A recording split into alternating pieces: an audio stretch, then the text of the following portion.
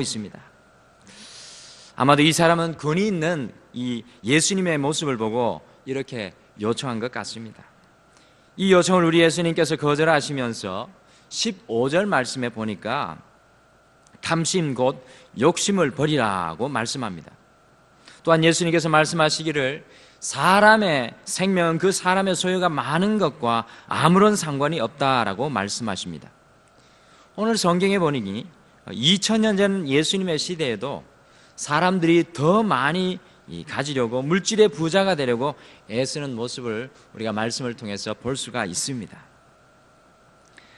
예전에 한 탤런트가 광고에서 부자 되세요라고 외쳐서 그것이 많은 사람 사이에 유행어가 된 적이 있었습니다. 2000년 전이나 현재나 모든 사람들은 부자가 되고 싶어 합니다. 어떤 목사님들께서는 오늘 이 말씀을 전하시면서 이 부자가 되는 것은 나쁜 것이라는 이 뉘앙스의 말씀을 전하는 것을 제가 들은 적이 있습니다. 오늘 우리 예수님께서 부자 되는 것이 나쁜 것이라고 말씀하지 않습니다. 다만 누가 진정한 부자인지를 예수님은 제자들과 자신을 둘러싸고 있는 많은 사람들에게 가르쳐주고 계십니다. 사랑하는 성도 여러분, 우리가 될 수 있으면 이 세상 속에서도 우리가 부자가 되기를 소원합니다. 그러나 우리 그리스도인들에게 진정으로 중요한 것은 부자가 되고 되지 않는 것이 아니라 누가 진정한 부자인지를 아는 것이 중요하다는 것입니다. 더 나아가 21절의 말씀처럼 자기를 위하여 재물을 땅에만 쌓아두고 하나님께 대하여 부여하지 못한 자가 아니라 하나님께 대하여 부자 되기를 소원하는 마음이 중요하다는 것입니다. 한번 따라 해보시죠. 하나님께 대하여 부자 되기. 저는 오늘 이 말씀을 묵상하면서 우리 개인의 회복, 이 가정의 회복, 교회의 회복은 우리가 하나님께 대하여 부유한 사람이 되기를 소원할 때에 일어나게 된다는 것을 깨닫게 되었습니다. 오늘 이 아침에는 우리가 다 함께 기도하며 우리는 과연 하나님께 대하여 부유한 사람인가 아닌가를 우리가 함께 좀 점검해 보았으면 좋겠습니다. 그렇다면 예수님께서 말씀하시는 진정한 부자는 어떤 사람일까요? 우리 예수님께서 말씀하시는 진정한 부자는 어떤 사람일까요? 그리고 우리가 어떻게 하나님께 대하여 부유한 사람이 되어서 하나님께 회복되는 삶을 살 수 있는지 오늘과 내일 새벽을 통하여 우리 성도님들과 함께 말씀을 통해 알아보도록 하겠습니다.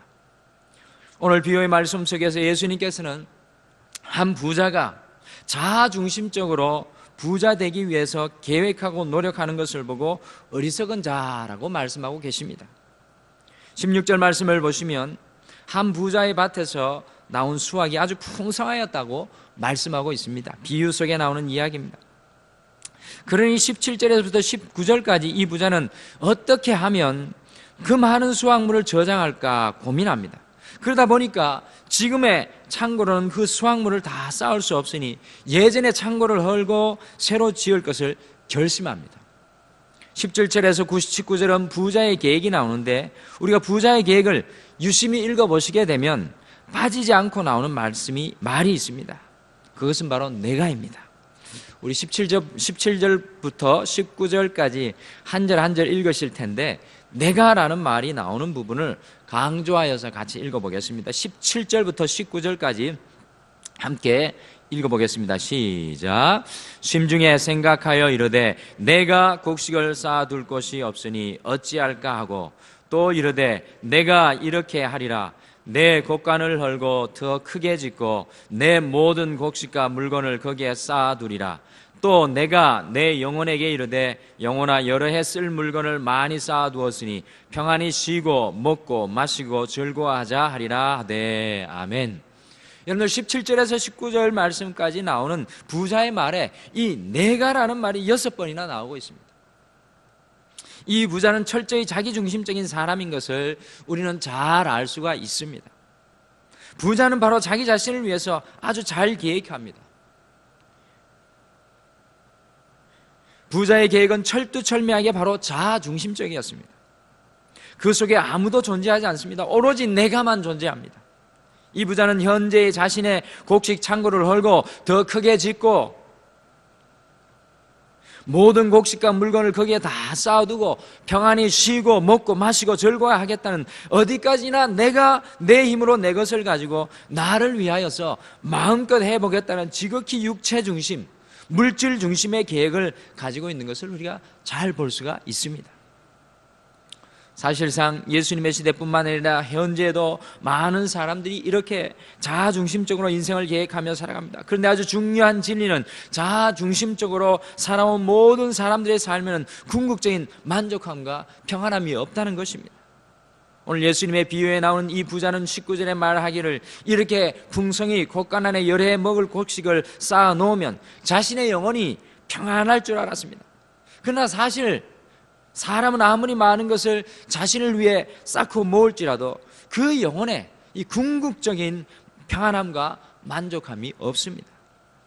여러분들이 잘 아시는 것과 같이 그렇게 큰 인기와 부를 누렸던 미국의 유명한 가수 마이클 잭슨도 자신이 계획하던 모든 것을 다 얻었지만 채워지지 않은 무엇 때문에 약물을 의존하다가 스스로 목숨을 잃어버리는 안타까운 인생을 살았습니다.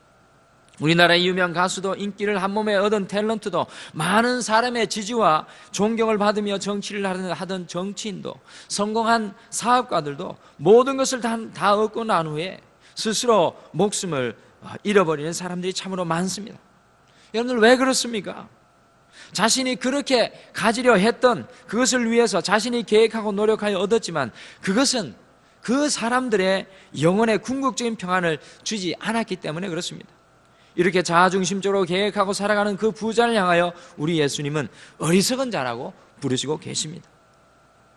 사랑하는 성도 여러분, 내가 앞서가는 인생이 세상의 부와 성공을 얻을 수 있습니다. 내가 앞서가는 인생이 명예도 얻을 수가 있습니다. 그러나 내가 앞서가는 인생은 결국 그 인생의 종착지를 찾을 수가 없습니다. 그러므로 자신이 얻고자 했던 그 모든 것을 다 얻고 난 후에도 진정한 평화와 만족이 없는 것입니다. 그러나 우리가 예수님을 믿고 예수님을 우리의 구주로 받아들이는 순간 더 이상 우리의 삶은 내가 앞서가지 않습니다. 우리의 인생은 주님께서 앞서가시는 줄 믿습니다. 이렇게 주님께서 앞서가는 인생을 살아가는 사람은 주님께서 주시는 부와 성공을 얻게 됩니다. 그리고 주님께서 앞서가는 인생은 주님께서 인도해 주시는 명예를 얻게 됩니다. 우리는 이렇게 살아가는 사람들을 그리스도인이라고 부릅니다. 여러분들, 이 새벽에 많은 세상 사람들은 이해할 수 없습니다. 왜 저 사람들이 새벽에 이런 아침 일찍 이 추운 날 추위를 뚫고 새벽에 나와서 새벽에 기도하러 옵니까? 우리의 인생에 주님을 붙잡기 위해 우리는 이 새벽에 엎드리고 있는 줄 믿습니다. 이 새벽에 주님을 통하여서 우리의 인생에 새롭게 보여주시는 회복을 보기 위해서 우리는 이 새벽에 주님 앞에 나온 줄 믿습니다. 그리스도인은 세상의 물질이 많음으로 기뻐하기보다는 주님께서 우리의 인생에 함께함을 기뻐합니다.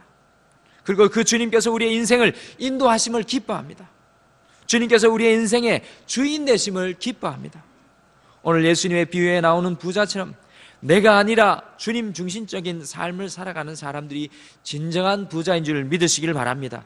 그래서 사도 바울은 고린도전서 10장 31절에 고린도 교회 성도들에게 이렇게 부탁합니다. 그런즉 너희가 먹든지 마시든지 무엇을 하든지 다 하나님의 영광을 위하여 하라. 나의 영광이 아니라 하나님의 영광을 위하여서 살아가는 삶이 바로 진정한 부자의 삶입니다. 나의 영광은 썩어 없어질 것이지만 하나님의 영광은 영원한 곳에 쌓이게 되어 있습니다. 예수님께서 말씀하시는 진정한 부자는 누구입니까? 우리가 어떻게 하나님에 대하여서 부유한 사람이 될 수 있습니까? 진정한 부자, 곧 하나님께 대한 부유한 사람은 바로 내가 아니라 주님 중심의 삶을 살아가는 사람들입니다. 그래서 무엇을 하든지 하나님의 영광을 생각하고 하나님의 영광을 구하는 삶을 살아가게 되는 것입니다. 또한 이런 사람은 12장 31절의 삶을 살아가게 됩니다. 우리 31절 같이 읽겠습니다. 우리 12장 31절입니다. 시작. 다만 너희는 그의 나라를 구하라. 그리하면 이런 것들을 너희에게 더하시리라. 아멘. 여러분들, 진정한 부자, 하나님께 대하여 부유한 사람은 하나님의 나라를 구하며 사는 사람들입니다. 사랑하는 성도 여러분, 회복은 어디에서 오는 것입니까? 회복은 우리가 하나님에 대하여 부요한 사람이 될 때 일어나게 됩니다. 우리 개인이 하나님께 대하여 부요하여 하나님의 영광을 돌리는 삶을 살아가는 그곳에 바로 회복의 역사가 일어나게 된다는 것입니다. 우리 가정이 하나님의 영광이 되고 하나님의 나라를 구할 때 진정한 회복의 역사가 일어나게 될 줄 믿습니다.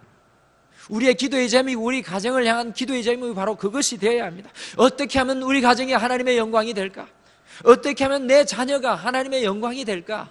하나님의 나라를 구하는 삶을 살아갈까? 그것을 위해서 주님 앞에 기도의 무릎을 꿇어야 합니다. 우리 교회가 어떻게 회복될 수 있습니까? 바로 우리 교회가 하나님의 영광이 되면, 우리 교회가 하나님의 나라를 이 목동 가운데 세우게 되면 회복의 은혜가 우리 교회 가운데 시작되어질 줄 믿습니다. 오늘 이 새벽에 우리 자신들을 돌아보기를 바랍니다.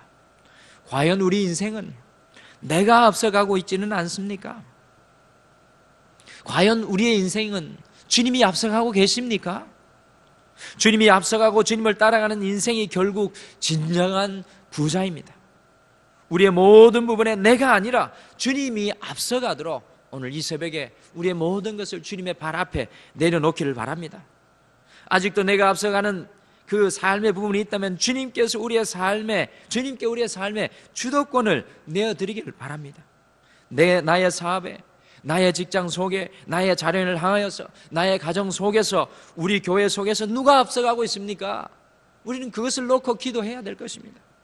기도하며 우리의 삶의 주도권을 온전히 주님께 드리기를 간구합시다. 주님께서 앞서가시는 삶이 진정으로 영육간에 부유한 삶인 줄 믿습니다. 주님께서 앞서가신 그곳에서 회복의 역사가 일어날 줄 믿습니다. 할렐루야. 우리 다 같이 기도하겠습니다.